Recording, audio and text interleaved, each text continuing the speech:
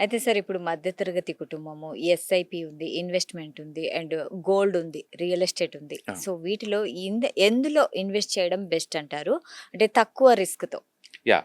It's depending upon the financial knowledge అండి. Financial literacy బాగుందనుకోండి, ప్రతి అసెట్ అది ఎలా బిహేవ్ చేస్తుంది, హ్మ్. ఎంత రిస్క్ ఉంది, ఎంత రివార్డ్ వస్తుంది, అండ్ ఎంత ఎక్స్‌పెక్ట్ చేయొచ్చు అనేది క్లారిటీ ఉంటుందనమాట. హ్మ్. ఫర్ ఎగ్జాంపుల్ ఇప్పుడు ఈక్విటీ ఒక అసెట్ క్లాస్‌లో చూసామనుకోండి, హ్మ్. ఎక్కువ వాలటిలిటీ ఉంటుంది.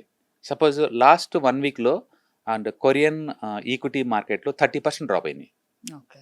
1 వీక్‌లోనే 30% లాస్ అవ్వటం అంటే దారుణం గదా! కరెక్ట్. అంటే ఈక్విటీ మార్కెట్‌లో వాలటిలిటీ ఎక్కువుంటుంది. రివార్డ్ కూడా ఎక్కువుంటుంది. హ్మ్. అదే నీకు డెట్ ఫండ్స్ అనుకోండి, మన బ్యాంక్‌లో ఫిక్స్డ్ డిపాజిట్ ఇచ్చామనుకోండి, రిస్క్ 0 అండ్ రివార్డ్ అయితే అప్ టు 6% దాకా ఉంటుంది. రెండోది మీరెప్పుడైనా ఇన్వెస్ట్ గురించి మాట్లాడేటప్పుడు ఇన్‌ఫ్లేషన్ గురించి కూడా మాట్లాడాలి. ఇన్‌ఫ్లేషన్ అంటే ఇన్‌ఫ్లేషన్. ఆ! మనీ యొక్క వాల్యూ తగ్గిపోవటం. హుహు. మనీ వాల్యూ తగ్గిపోవటం. ఇండియాలో అది లిటరల్లీ 60% ఉంటది పర్ యానం యావరేజ్ మీద. ఓకే. అంటే లివింగ్ కాస్ట్ అనేది ఎవ్రీ ఇయర్ అండ్ హ్మ్. 6% పెరుగుతా ఉంటుంది. హుహు. కాబట్టి మీరు ఎక్కడైనా ఇన్వెస్ట్ చేసేటప్పుడు ఇన్‌ఫ్లేషన్ బీట్ చేసే అసెట్ క్లాసే ఉండాలా. హుహు. అదే టైంలో సేఫ్టీ ఉండాలా. అంటే మన పర్సనాలిటీకి సూట్ అయ్యేలాగా ఉండాలా. అంటే రిస్క్ తక్కువ ఉండి రివార్డ్ ఎక్కువ ఉండేలాగా ఉండాలి. మీరు ఓకే. కంప్లీట్‌గా బిగినర్ అయితే బెస్ట్ ఏందంటే హైబ్రిడ్ ఫండ్స్ తీసుకోండి. హుహు.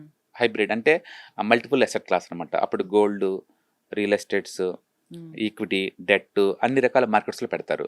కొంచెం ఓకే. కొంచెం నాలెడ్జ్ పెరిగిన తర్వాత మీకు ఏదైనా 1, 2 అసెట్ క్లాస్‌ల మీద ఫోకస్ చేయొచ్చనమాట. ఓకే. మరి పూర్తిగా ఒక అసెట్ క్లాస్ మీద బిగినర్స్ ఫోకస్ చేయమాకండి. హుహు. నాలెడ్జ్ ఉంటేనే ఫోకస్ చేయండి.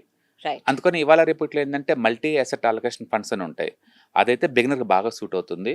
ఎక్స్‌పెక్టేషన్స్ యావరేజ్ మీద ఒక 12-15% పెట్టుకోవచ్చు. అయితే సార్ మ్యూచువల్ ఫండ్స్ అంటూ ఉంటారు గదా! ఆ! మ్యూచువల్ ఫండ్స్ అంటే ఏంటి? దాంట్లో అంటే ఇన్వెస్ట్ చేయడం సేఫే అంటారా? నో ఈక్విటీ మ్యూచువల్ ఫండ్ అనేది ఒక వే ఆఫ్ ఇన్వెస్ట్‌మెంట్ మెథడ్ అనమాట. హ్మ్. అంటే పబ్లిక్ దగ్గర నుంచి మనీ కలెక్ట్ చేసేసి, హ్మ్. వాళ్ళు కావాల్సిన కామన్ థీమ్‌లో ఇన్వెస్ట్ చేస్తుంటారు. హుహు. దానికి వాళ్ళు ప్రొఫెషనల్స్ చార్జ్ చేస్తారన్నమాట. 1% హ్మ్. అలా చార్జ్ చేస్తారు. హ్మ్. వాటిని మనం మ్యూచువల్ ఫండ్ అనుకోవచ్చు. అయితే మ్యూచువల్ ఫండ్స్‌లో డిఫరెంట్ అసెట్ క్లాస్‌లుంటాయి. ఏ అసెట్ క్లాస్‌లో పెట్టాలో కూడా మీరే చెప్పాలా. ఓకే. అంటే అంటే మనం సెలెక్ట్ మీరే చేసుకోవాలి. సెలెక్ట్ చేసుకోవాలి. ఇప్పుడు గోల్డ్‌లో పెట్టాలనుకోండి. మీకు గోల్డ్ అంటే ఇష్టం హ్మ్. అనుకోండి. గోల్డ్ మ్యూచువల్ ఫండ్స్ ఉంటాయి. హుహు. మీకు ఈక్విటీ అనుకోండి. ఈక్విటీ మ్యూచువల్ ఫండ్స్ ఉంటాయి. హుహు. మీకు రియల్ ఎస్టేట్ అనుకోండి. రియల్ ఎస్టేట్ సెపరేట్‌గా ఉంటాయి. అట్లా మల్టీ అసెట్స్ అన్నీ మీకుంటాయి. అందులో ఏదో ఒకటి తీసుకుంటారు. పోనీ ఒకే అసెట్ క్లాస్‌లో తీసుకుంటే మళ్ళీ సబ్ క్లాసిఫికేషన్ చాలా ఉంటుంది. సపోజ్ ఈక్విటీ ఉందనుకోండి. వితిన్ ద ఈక్విటీలోనే మళ్ళీ లార్జ్ క్యాప్ అని, మిడ్ క్యాప్ అని, స్మాల్ క్యాప్ అని, మల్టీ క్యాప్ అని, అట్లా మళ్ళీ థీమాటిక్, సెక్టార్ వైస్ బోలెడంత చాయిస్‌లుంటాయన్నమాట. వందల కొద్దీ క్లాసిఫికేషన్‌లుంటాయి వితిన్ ద మ్యూచువల్ ఫండ్స్‌లోనే. అందుకని మీరు బిగినర్ అయితే సింపుల్‌గా మల్టీ అసెట్ అలొకేషన్ ఫండ్స్ తీసుకోండి. కొంచెం ఎక్స్‌పీరియన్స్ వచ్చిన తర్వాత మీకు నచ్చిన ఫండ్ మీరు తీసుకోవచ్చు.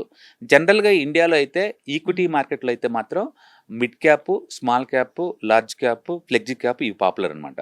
Okay. And multi asset allocation funds కూడా పాపులర్ ఈక్వలెంట్‌గా. And okay. అదే రిటైర్మెంట్, ఓల్డ్ ఏజ్, రిస్క్ తక్కువ అనుకున్న వాళ్ళకి హైబ్రిడ్ ఫండ్స్ పాపులర్ అనమాట.